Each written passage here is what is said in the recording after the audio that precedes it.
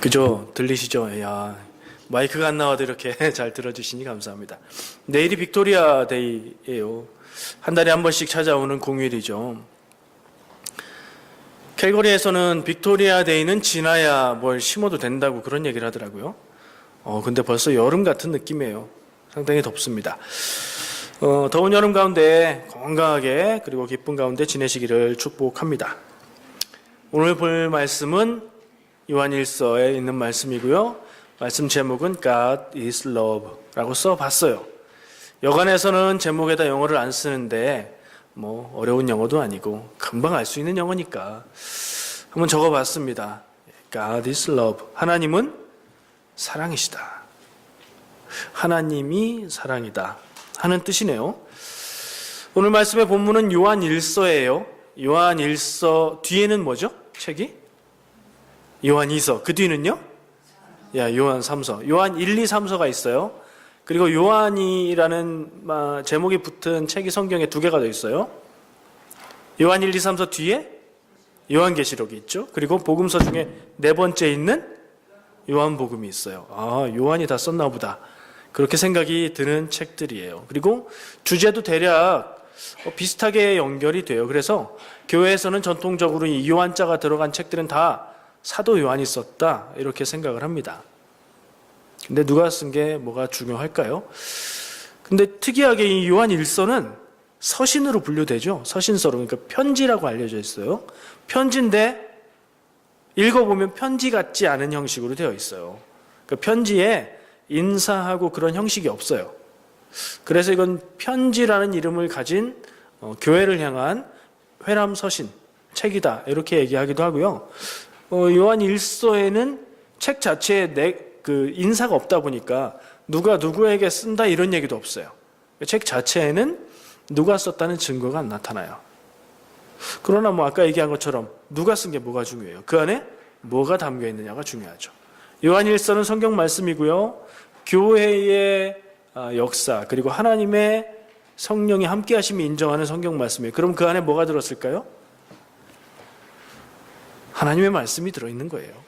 이 안에서 하나님의 말씀을 읽으면 이게 생명의 성경 말씀이 되는 거고, 이 안에서 하나님의 말씀이 아닌 다른 걸 보면 그냥 책 중에 하나가 되는 거겠죠. 요한일서는 길지 않아요. 딱 5장으로 돼 있어요. 그냥 앉아서 읽으면 30분이면 읽을 수 있을 것 같아요. 그리고 내용도 굉장히 쉬운 말로 표현이 되어 있어요. 물론 표현하는 내용은 깊고 심오한 사랑의 이야기를 얘기하고 있어요. 오늘 말씀의 주제는 제목을 보나 지금 한 말의 내용으로 보나 주제가 뭘까요? 한 글자로 한 단어로 말하면 사랑이에요. 사랑. 계속 사랑 얘기를 하는 이유는 아시죠? 5월달이면 어김없이 사랑 얘기를 하잖아요. 사랑에 대해서 생각하고 우리 가정에 대해서 생각하고 가족 사랑 잘하고 있나 이런 생각도 해보는 그런 기회로 삼고 있어요. 제가 요한일서를 말씀 본문으로 정하고 준비하면서 요한일서 짧으니까 한번 다 읽어봤어요. 1장부터 5장까지 읽어보면서 중요하다고 생각되는 단어들을 이렇게 동그라미 치면서 표시를 해봤어요. 그리고 그걸 추려봤는데 그랬더니 예수 그리스도에 대해서 이야기를 하고 있어요. 당연하죠. 예수 그리스도는 하나님과 우리 사이에 화목제물이 되셨다. 그래서 하나님과 인간을 연결해 주시는 제물이 되셨다. 그러므로 모든 사람의 죄를 용서해 주시는 희생이 된다. 이런 얘기가 있어요. 하나님에 대한 내용이 있어요. 하나님에 대한 순종을 이야기하고 하나님을 안다는 표현이 나와요. 하나님을 안다는 표현을 이야기하고 하나님이 우리를 사랑하심을 이야기하고 있더라고요. 또 하나님의 자녀로서 성도에 대해서 이야기하고 있고요. 성도들이 해야 될 바는 서로 사랑하는 것이라는 게 주제로 나타나고 있고요. 사랑은 하나님께로부터 온다. 그런 내용을 볼 수가 있었어요. 오늘 읽은 본문 말씀에 나오는 내용 제목이기도 한 하나님이 사랑이시다 라는 얘기를 하고 있고요. 사랑할 때 하나님을 알 수 있다. 이런 표현도 있었어요. 4장 7절에. 내가 하나님 안에 하나님이 내 안에 거하는 믿음의 상태에서도 대해서도 얘기해주고 있고요. 중요한 주제 중에 하나인데 거짓 예언자에 대해서 이야기를 하고 있더라고요. 거짓 예언자. 그때도 하나님의 말씀이라고 주장하면서 무엇인가를 얘기했는데 여기 하나님의 말씀, 하나님의 뜻이 아니라 자기를 위한 혹은 다른 데에 의도를 둔 가르침을 이야기하는 사람들이 있었던 거예요. 그런 것을 이야기하면서 세상의 악을 이야기하고 마귀에 대한 언급이 나와 있었어요. 또 믿어야 될 내용으로 세 가지를 얘기하고 있는데 한번 비교해 보세요. 내가 가지고 있는 믿음에 맞는 내용인가? 예수님이 이 땅에 사람으로 오셨다. 4장 2절 말씀에 이거를 믿어야 된다라고 얘기를 하고요. 4장 15절에는 예수님이 하나님의 아들이심을 믿어야 된다라고 얘기를 해요. 그리고 5장 1절 말씀에는 예수가 그리스도다. 이렇게 얘기를 하고 있었습니다. 우리가 서로 사랑할 때 하나님의 사랑이 완성된다. 이런 굉장히 인상적인 말씀도 있었어요. 제목으로 써놓은 God is Love라는 걸 생각해 보려고 해요. 하나님과 사랑에 대해서 이야기하면 쉽게 떠오르는 생각, 쉽게 말할 수 있는 건 하나님이 나를 사랑하신다는 표현이에요. God is love, 하나님은 사랑이시다라고 표현할 때도 티셔츠에 써놓거나 어디에 그런 표시를 해놔도 그걸 보는 사람은 하나님은 사랑이셔, 하나님은 나를 사랑하시는 따뜻한 분이셔 하는 느낌을 주죠. 보통 우리는 그렇게 읽어요. 근데 하나님은 나를 사랑하신다, 우리를 사랑하신다 하는 표현하고 하나님은 사랑이시다 하는 표현하고는 좀 느낌이 달라요. 어떻게 다르죠? 비슷해요. 비슷한데 좀 다른 느낌이 있어요. 일단 하나님이 나를 사랑하신다 하는 건 금방 이해가 됩니다. 나를 사랑하시는 하나님, 하나님 사랑 안에서 내가 살지, 하나님 사랑으로 내가 구원받아, 이런 생각이 금방 들어요. 하나님은 사랑이시다.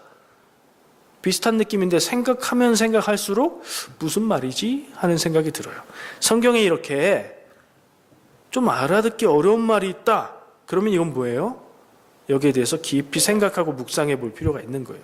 요한 1서는 첫 번째로 말씀을 준비하는 저에게 하나님과 사랑에 대해서 깊이 묵상할 것을 요구했어요. 하나님은 사랑이시다. 하나님이 나를 사랑하신다. 하나님이 사람을 사랑하신다. 하나님이 우리를 사랑하신다가 아니라 하나님은 사랑이시다라는 말은 무슨 뜻일까? 나에게 무슨 의미가 있을까? 이걸 생각해 보게 됐어요. 여러분은 어떤 생각이 드시나요? 깊은 생각을 요구했고 고민과 묵상을 하게 됐습니다. 그리고 저는 두 가지 생각을 메모를 했어요. 하나는 이렇습니다. 하나님의 사랑은 귀하고 크고 완전하다. 그것을 믿고 의지하자. 앞에 얘기한 건 당연한 거예요. 하나님의 사랑은 완전한 사랑, 크신 사랑, 귀한 사랑. 그 사랑이 나를 향하고 있기 때문에 우리는 그 하나님의 사랑을 믿고 의지할 수 있다. 내가 힘들 때, 내가 연약할 때, 괴로울 때 하나님의 사랑에 의지해야 된다. 이런 생각을 하게 됐어요. 동의하시나 모르겠습니다. 두 번째 제가 적어본 생각은 이거예요. 우리는 사랑이신 하나님에게 속한 백성이니 하나님을 사랑하고 형제자매, 이웃을 사랑하고 나 자신을 사랑해야 된다. 이 요한 1서의 전체적인 핵심 결론이라고 할 수 있는 서로 사랑하라는 내용하고 연결되는 내용으로 정리가 됐어요.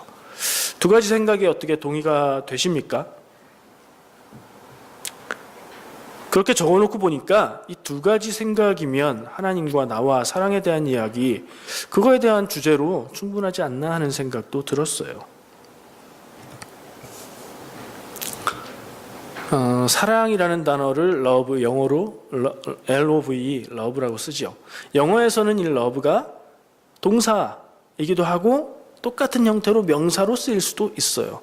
오늘 말씀 제목에 God is love라고 썼을 때는 이게 이 love는 명사예요, 동사예요? 죄송해요. 이 학교 공부하는 시간도 아닌데 원래는 동사로 사용이 되지만 여기서 이렇게 쓰면 이거는 명사가 되는 거죠. 우리말에서는 사랑한다가 동사고 사랑 그러면 명사가 되는 거예요. 그렇죠? 근데 그 말의 의미를 생각했을 때 love, 사랑이라는 그 말의 본질적인 의미를 생각했을 때 love는 기본적으로, 사랑은 기본적으로 명사, 있는 어떤 것인가요? 아니면 동사, 하는 것인가요? 하는 거죠. 사랑은 사랑이라는 게 있는 게 아니라 사랑을 하는 거예요. 의미상으로는 사랑은 어떤 표현을 하더라도 하는 거라. 그런 생각을 해봤어요.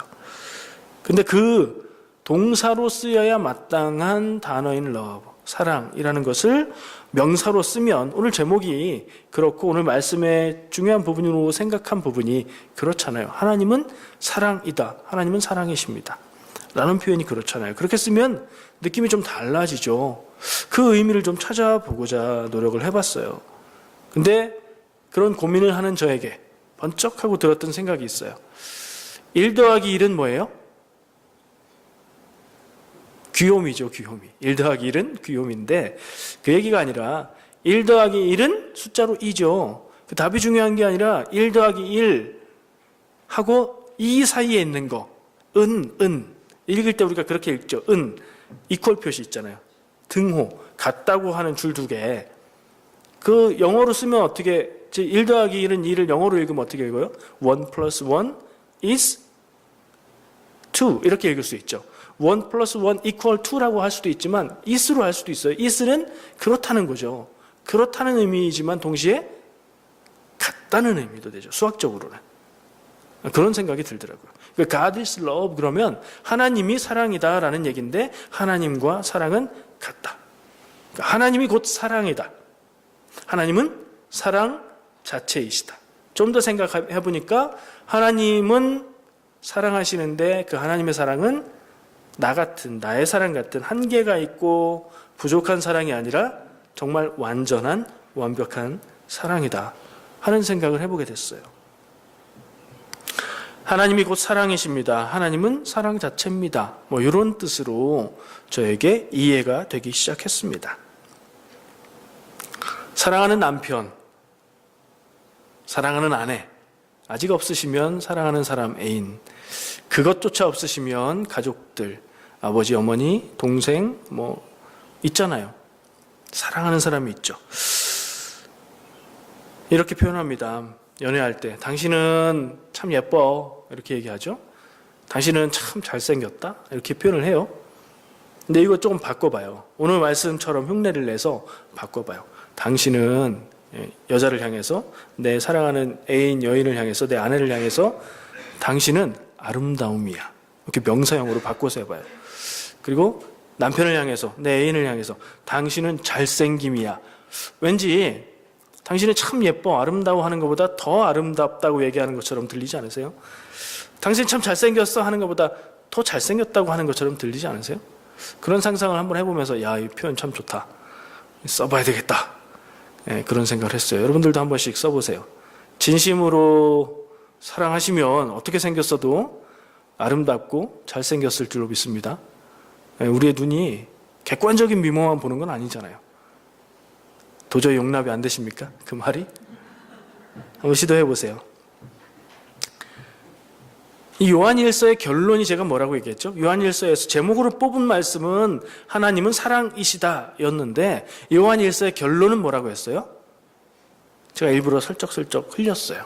요한일서의 결론, 주제는 서로 사랑하라 라고 했죠. 서로 사랑하라. 그것을 이야기하면서 하나님과 사랑에 대한 보석 같은, 어른들이니까 주옥 같은 표현이 나와요. 제가 그 말씀을 쓰면서 쉬운 말로 쓰자 해서 보석 같은이라고 표현을 해봤었는데 굉장히 그 말 의미 자체도 좋고 그것을 생각하면 생각할수록 귀하다는 생각이 드는 표현인데 두 문장을 제가 골라봤어요. 첫 번째는 4장 8절 말씀인데 쉬운 성경 번역으로 봤거든요. 참 사랑할 줄 모르는 사람은 하나님을 알지 못한다. 이런 표현이 있더라고요. 사랑할 줄 모르는 사람은 하나님을 알지 못한다. 뒤집어 얘기하면 뭐예요? 사랑을 하면 하나님을 알 수 있다. 하나님을 아는 것은 사랑하는 것이다. 이런 표현이 되는 거죠. 그렇구나 하는 생각을 했어요. 하나님을 아는 것, 하나님의 속성에 대해서 하나님을 사랑이시고 창조주시고 이런 공부를 통해서 알 수 있는 지식이 중요한 게 아니라 정말 삶 가운데 사랑하는 사람만이 그 사랑이신 하나님을 알 수 있다는 얘기를 하고 있더라고요. 우리가 꼭 기억할 필요가 있는 얘기 같아서 나눠봅니다. 또 한 가지 주옥 같은 말씀이 있었는데 우리가 사랑할 때 우리 안에서 하나님의 사랑이 완성된다. 하나님의 사랑은 완전한 사랑이죠. 근데 하나님은 그 사랑의 완성의 여지를 우리에게 남겨두고 계시다는 표현이에요. 내가 사랑할 때에, 내가 하나님을 사랑하고 이웃을 사랑하고 내 가족을 사랑하고 나와 함께하는 교회 성도들을 사랑하고 나 자신을 사랑할 때, 내가 사랑하는 사람일 때에, 내가 사랑하고 있을 그때에 내 안에서 하나님의 사랑이 완성된다. 하나님의 사랑의 목적이 내가 사랑하는 것이다. 그렇게 생각할 수 있는 표현이어서 참 좋았습니다. 하나님이 사랑이시다라는 말의 다른 표현이라고 생각이 돼요. 그리고 그 말들을 곱씹어 볼수록 저 자신에게 그리고 우리에게 사랑하라, 서로 사랑하라 라는 말로 들렸어요. 서로 사랑하라 라는 말씀이 다른 성경의 다른 책에도 나오죠. 아까 얘기했던 요한 이름 붙은 성경에 나와요. 요한복음에 나옵니다. 무슨 말과 함께 나오죠? 서로 사랑하라 하면서 뭐라고 얘기하죠? 예수님의 말씀이에요. 제가 읽어드릴게요. 요한복음 13장 34절 35절 말씀입니다. 새 계명을 너희에게 주노니 서로 사랑하라.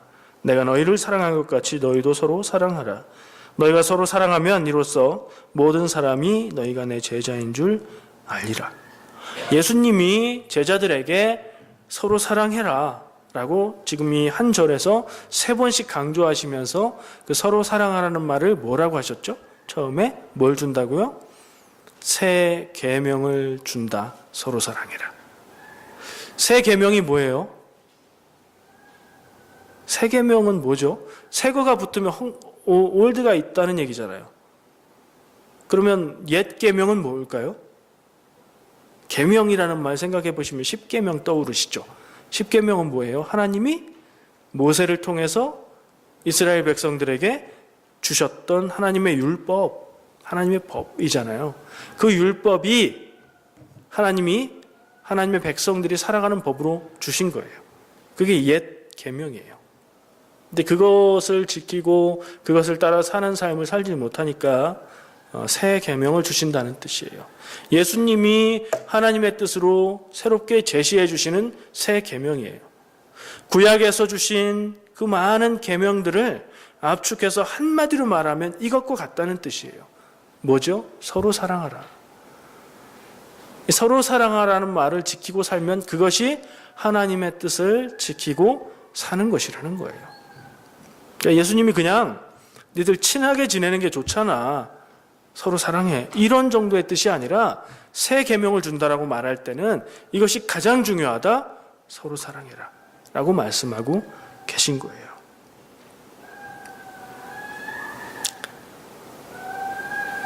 어떻게 서로 사랑할 수 있을까요? 서로 사랑은 누구를 사랑해야 된다는 말일까요? 지금 머릿속에 떠오르는 모두를요. 거기에 나 자신까지 포함시켜서요. 나 자신을 사랑해야 됩니다. 내 가장 가까운 가족을 사랑해야 합니다. 우리 함께 신앙생활하고 있는 성도들 간에 서로 사랑해야 합니다. 교회 밖에 있지만 세상 가운데 있는 사람들, 이웃들, 하나님이 사랑하시는 사람들 내가 사랑해야 합니다. 그것이 새 계명이랍니다. 그것이 가장 중요하다고 합니다. 너무 많은 사랑을 하라고 얘기하니까 꼭 집어서 하나만 하라면 좀 집중할 수 있겠는데 집중이 잘 안 되는 느낌이 있습니다. 그냥 다 사랑하는 게 예수님의 새 계명입니다. 새 계명은 가장 중요하다고 생각할 수도 있지만 구원의 길과 방법이라고 생각할 수도 있습니다. 우리가 믿음 가지고 산다고 고백하고 하나님을 사랑한다고 그렇게 그 사랑을 표현하고 마음에 가득 담고 사는데 사랑하지 않으면 요한 1서의 말씀에서도 얘기하고 있어요. 하나님을 사랑한다고 말하면서 이웃을 사랑하지 않으면 그것은 거짓이다 라고 얘기해요. 하나님을 사랑하는 것 어떻게 사랑하죠? 우리 하나님 사랑하잖아요. 하나님 사랑합니다 고백하잖아요. 하나님 사랑은 어떻게 하죠? 기도하는 거, 열심히 기도하는 거, 하나님이 원하시는 것을 내 삶으로 살려고 애쓰는 거, 하나님이 주신 하나님의 말씀 뜻을 따라서 살려고 노력하는 거, 다 맞아요. 근데 정말 중요한 것, 요한일서 말씀에서도 근거로 얘기하고 있는 게 눈에 보이는 이웃을 사랑하지 못하면서 눈에 보이지 않는 하나님을 사랑한다고 하는 것은 거짓이라고 이야기하고 있거든요. 이웃 사랑하는 거예요. 내가 사랑해야 될 사람을 사랑하는 것이 곧 하나님을 사랑하는 것이죠. 오늘 여기에 좀 집중해 보고 싶습니다. 나는 내가 사랑해야 될 사람을 사랑하고 있는가? 나는 지금 사랑하고 있는가? 한번 스스로 물어보죠. 나는 사랑하고 있는가? 그런 질문을 딱 했을 때 난 요즘에 참 열심히 사랑하고 있지. 그럴 수도 있지만 요즘에 내 삶의 전과 같지 않게 누군가를 사랑하는 마음이 너무 식어버린 것 같아. 이런 생각이 들 수도 있어요. 어떡하죠? 하나님을 사랑하는 게 이웃 사랑하는 거라는데 이웃 사랑을 하는가 생각을 해봤더니 모든 얘기할 수 있는 모든 이웃을 사랑하는가 생각해봤더니 그 중에 단 한 명도 내가 제대로 사랑하는 것 같지 않다면 어떻게 할까요? 이게 왜 이렇게 잘 안 될까요? 성경의 마태복음의 7장 11절 말씀에 예수님이 하신 말씀이 있어요. 사랑한다고, 하나님을 사랑한다고 말하는 사람들인데 진정한 사랑을 하지 않는 사람들에 대한 예로 얘기를 하고 계시는 것 같아요. 너희는 이르되 사람이 아버지에게나 어머니에게나 말하기를 내가 드려 유익하게 할 것이 고르반 곧 하나님께 드림이 되었다고 하기만 하면 그만이라. 유대인들에게도 부모 사랑하는 거, 효도하는 게 당연하고 중요한 거였던 것 같아요. 근데 그 의무를 해야 되는데, 부모를 봉양하는 의무를 해야 되는데 고르반입니다. 하나님께 드렸습니다. 그러면 그걸 안 해도 되는 그런 모습으로 살아가고 있다는 거예요. 하나님은 사랑한다고 하면서 부모 사랑은 안 하는 것을 얘기하시는 거죠. 우리의 모습이 만약에 하나님 사랑합니다 하는 고백은 입에 달고 있으면서도 정말 내 가까이에 있는 내가 사랑할 사람을 사랑하지 못한다면 이와 다르지 않은 모습이라고 생각을 해요. 저도 돌아보면서 많이 찔리고 회개하고 마음을 다시 새롭게 다짐하고 그랬습니다. 예수님에게 주여 주여, 예수님이 그런 말씀하시죠. 주여 주여 하는 자마다 천국에 가는 게 아니다. 어떻게 해야 된다고요? 하나님의 말씀을 따라 살아야 된다고 그러죠. 주여 주여 말은 하는데 그 말씀은 따라 살지 않는다면 그건 입술에만 있는 사랑이죠. 부족한 사랑이죠. 거짓 사랑이죠.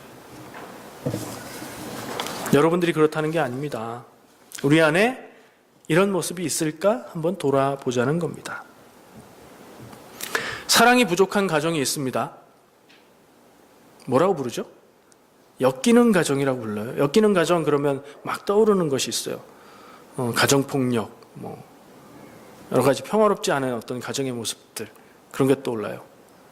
엮이는 가정은 첫 번째 안 좋은 게 부부 당사자들 간에 행복하지가 않아요. 그게 나쁜 점이에요. 두 번째, 그 가정에서 자라나는 자녀에게 너무 안 좋은 영향을 줘요.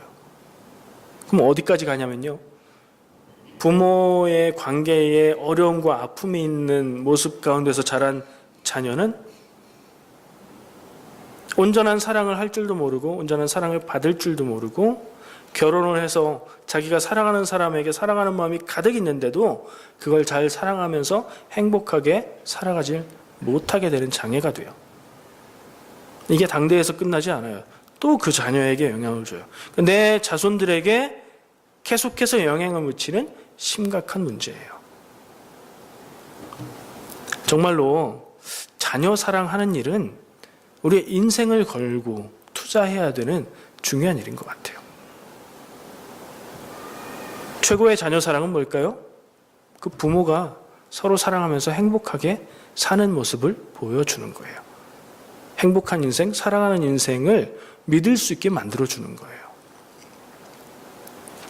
자녀에게 내 자녀들이 나를 기억할 때 우리 엄마, 우리 아빠는 서로 사랑하셨고 행복했고 나에게 좀 참 따뜻한 분이셨어 라는 기억을 줄 수 있으면 그 인생 성공한 인생이라고 생각도 해봐요.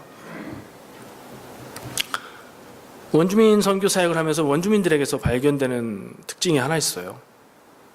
부모에게 사랑을 받은 경험이 없어요, 이 사람들이. 뭐 긴 역사와 배경이 있는데 사랑할 줄을 몰라요. 사랑의 마음은 있는데 그 사랑을 표현할 줄을 몰라요. 부모가 되어서도. 자녀를 낳아놓고 그 자녀를 방치합니다. 다 그렇지는 않죠. 잘하는 사람들도 있겠죠. 그러나 그런 모습이 훨씬 더 많이 나타나요. 왜 그럴까요? 부모로부터 사랑받는 것을 경험 못했기 때문에, 보지 못했고 어떻게 하는 줄 몰라서 못해요. 혹시 여러분들 중에 그런 분 계세요? 우리 부모가 맨날 싸워서 나는 부모님 생각하면 좋은 기억이 없어. 내 인생도 망가진 것 같으세요? 아니에요. 배우면 돼요. 아까 말했잖아요. 배운 적이 없어서 못한다고. 보지 못해서. 그러면 책을 가지고 공부해서라도 배우고 다른 사람들을 보면서라도 배워야 돼요. 내 인생을 위해서, 내 자녀들의 인생을 위해서 그래요. 내가 행복하게 살아야 자녀가 행복하게 살 수 있기 때문에 그렇죠. 하나님의 사랑을 깨달아 알고 느끼고 경험하지 않은 사람은 다른 사람을 사랑할 수 없어요. 그러니까 사랑받지 못한 사람, 사랑받아본 경험이 없는 사람은 다른 이를 사랑할 수도 없다는 얘기예요. 단정적으로 다 그런 건 아니에요. 그러나 그런 면이 있어요. 요한일서의 주제를 서로 사랑하라라고 했죠. 서로 사랑에 대해서 쭉 꼽아봤어요. 이거 뭐 하나하나 얘기하면 하나하나의 주제로도 오랜 시간 이야기할 수 있는 거지만 주제만 한번 얘기해 볼게요. 가족을 사랑해야 되죠. 나 자신을 사랑해야 돼요. 믿음의 형제자매를 사랑해야 돼요. 세상의 이웃을 사랑해야 돼요. 아까 얘기한 건데 하나가 빠졌더라고요. 예수님이 하라고 한 거. 원수를 사랑해야 돼요. 요거까지 합해서 우리가 이거 다 할 수 있으면 좋겠어요. 근데 참 마음이 무겁고 잘 안 돼요, 이게. 이런 얘기 들을 때마다 노력은 해봤는데 쉽지 않던데요 하는 생각이 들어요. 왜 그럴까요? 여러분들은 어떤 결론을 내리세요? 그런 생각이 드실 때. 사랑해야 되는 건 알겠고 사랑하고 싶은데 내가 사랑하려고 하는데 노력해도 잘 안 되더라. 해도 너무해서 내가 포기할 때가 많다. 결론이 어떻게 나세요? 내가 못돼서, 내가 나쁘고 내가 이기적인 사람이라서 그렇게 생각한 분 계세요? 절대 그렇지 않아요. 내가 아직 완전해지지 않아서 그래요. 내 사랑이 아직 작아서 그래요. 더 말하면 내가 하나님의 사랑 안에 온전히 있는 경험을 아직 덜 해서 그래요. 하나님의 사랑을 충분히 받지 못해서 그래요. 사람에게 사랑받는 것도 우리에게 이게 쌓이고 그게 넘쳐서 나갈 수 있는데 사람의 사랑은 어차피 유한하잖아요. 하나님의 사랑을 우리가 늘 경험하고 늘 하나님의 사랑 안에 거할 수 있다면 우리의 사랑은 늘 이렇게 차 있을 거예요. 사랑이 이렇게 가득 차 있으면 사랑할 수도 있죠. 그래서 잘 안 되는 것 같아요. 아주 현실적인 이유로 표현을 해볼게요. 두 가지 이유예요. 내가 사랑해야 된다는 걸 알고 하고 싶은데도 잘 안 되는 이유는 첫 번째, 아프기 때문이에요. 감기 걸려서 아프잖아요. 아프면 어때요? 내가 누구를 사랑할 여유가 있어요, 없어요? 없어요. 내가 아프면 누군가 날 돌봐줘야 돼요. 누군가 나에게 관심을 가져주길 원하고 누군가 이 말을 한번 짚어줬으면 좋겠고 약도 챙겨주면 좋겠고 그래요. 나 먼저 생각할 수밖에 없고 내가 해주는 것보다 내가 받고 싶은 마음이 우선이에요. 아프면. 그러니까 여러분이 못된 사람이라서가 아니라 아파서 그럴 수도 있어요. 몸이 아파서 그럴 수도 있고 마음이 아파서 그럴 수도 있고 믿음이 아파서 그럴 수도 있고 생각이 아파서 그럴 수도 있어요. 아픈 건 나으면 돼요. 오늘 이 자리에 함께 하신 여러분들 모두 치유의 하나님 믿으시죠? 하나님의 사랑으로 아픈 것이 치유되는 역사가 있으시길 축복합니다. 또 한 가지는요, 힘들어서 그래요. 아픈 거하고 힘든 건 좀 다르잖아요. 내가 힘들면 누구를 돌봐줄 여유가 없죠. 막 스트레스 엄청 받아요. 요즘에 회사 일 때문에, 직장 일 때문에 너무 힘들고 막 답답하고 미치겠어요. 사랑하는 아이들을 사랑으로 양육은 하는데 그거 하느라고 정말 힘들어요. 그러면 그 외에는 돌아볼 수가 없죠. 힘들면 착한 사람도 짜증을 내고 그럴 수 있죠. 내가 나만 생각하는 사람, 내가 못된 사람, 내가 사랑이 없는 사람이어서가 아니라 어쩌면 나도 모르게 내가 지금 아파서, 어쩌면 나도 생각 못했는데 내가 힘들어서 사랑해야 되는 사람들을 사랑 못하고 내가 받기만을 바라고 있을지도 몰라요. 근데 그때 다행히도 내 주변에 있는 사람이 나를 사랑해주면 다행이죠. 감사한 일이죠. 근데 그게 안 되면 너무 슬프죠. 눈물 나죠. 감기 걸렸는데 주변에서 아프냐고 묻는 사람 하나 없고 날 챙겨줄 사람 하나 없이 혼자 집에서 누워서 알아야 된다고 생각해 보세요. 눈물 나는 상황이죠. 속상한 상황이에요. 근데 그렇다고 우리는 슬퍼할 이유는 없어요. 나를 사랑해 줄 수 있는 사람의 사랑은 한계가 있는데 한계 없는 사랑이 있잖아요. 제한이 없는 사랑이 있잖아요. 끝이 없는 하나님의 완전하신 사랑. 그 사랑을 우리가 받고 경험할 수 있으면 되는 거거든요. 하나님의 사랑에 연결되어서 우리의 사랑이 충전이 되면 그걸로 족한 거거든요. 정말 근본적인 문제는 뭐예요, 그러면? 내가 아파서, 내가 힘들어서 그럴 수도 있는데 좀 더 근본적인 문제는 내가 하나님의 사랑을 경험하고 내가 하나님의 사랑 안에 온전히 거하는 그런 상태가 아니라서 그럴 수도 있다는 생각까지 가게 되네요. 오늘 말씀의 주제는 서로 사랑하라 이지만, 그래서 그 말만 들으면 나에게 누군가를 사랑하라고 요구하는 것으로 들리지만 저는 여러분들에게 사랑해야 됩니다, 지금처럼 하지 마시고 더 사랑하십시오 라고 요구하고 싶지는 않아요.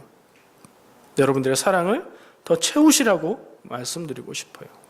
하나님의 사랑을 더 경험하시고 하나님의 사랑에 더 거하시고 날마다 순간마다 그 하나님의 사랑 안에 사시라고 말씀드리고 싶어요. 그게 되면 하지 말라고 해도 사랑할 수 있게 되지 않을까 생각을 합니다. 하나님은 사랑이십니다. 오늘 요한일서의 저자가 이렇게 좀 놀라운 표현인 것 같아요. 하나님은 나를 사랑하신다는 표현을 바꿔서 하나님은 사랑이시다라고 표현을 했어요.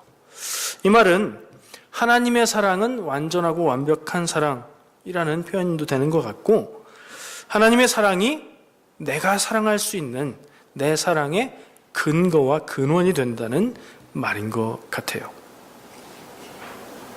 아까 제가 요한일서에 나온 보석 같은 말 두 문장 얘기했었죠. 하나는 사랑을 해야 하나님을 알 수 있다는 말이었고, 하나는 우리가 사랑할 때 우리 안에서 하나님의 사랑이 완성된다는 말이었어요. 마지막으로 하나 질문을 하고 싶어요. 나는 지금 사랑하고 있는가? 이건 정말 물어봐야 될 필요가 있어요. 그러니까 때때마다 점검해 봐야 될 필요가 있어요. 나에게 사랑해야 될 사람이 있는가는 물을 필요도 없어요. 내가 사랑해야 될 사람은 늘 있어요. 정말 사랑하고 있는가를 물을 필요가 있어요. 점검할 필요가 있어요. 내가 내 사랑이 방전돼 버려 있지는 않은가, 그 상태인 것은 아닌가를 우리가 확인해야 될 것 같아요. 그런 얘기를 하죠. 무엇인가 선물을 받는 것도 기쁜 일이지만 그것을 주는 것이 더 기쁜 일이라는 얘기를 해요. 좀 전에 했던 얘기하고는 반대되는 얘기 같기도 해요. 그러나 다른 얘기는 아니라고 생각을 합니다. 우리가 하나님의 사랑을 받아서 충전받아야 되는 것은 맞고, 그리고 누군가를 사랑하라는 말 앞에서는 내가 사랑하고 있는지를 점검해 볼 필요가 있고, 그게 되지 않는다면 내가 누구를 사랑하지 않는 이유는 그가 나를 사랑하지 않기 때문, 내가 그에게 기대하는 만큼 그가 나를 사랑하지 않기 때문이 아니라 내가 사랑 더 하지 않기 때문이지는 않은가. 마치 샘물을 떠내면 거기에 샘물이 더 고이듯이 사랑은 받는 게 아니라 하는 거이니까 할 때에 더 사랑할 수 있게 되는 것이지 않을까 하는 생각을 해봅니다. 내가 누군가를 사랑할 때 내 아픔이 치유되고 내 가슴에 공허함이 사라지게 될 줄 믿습니다. 사람의 사랑으로 내 가슴의 허전함을 채우려고 하지 마세요. 그거는 안 되는 거예요.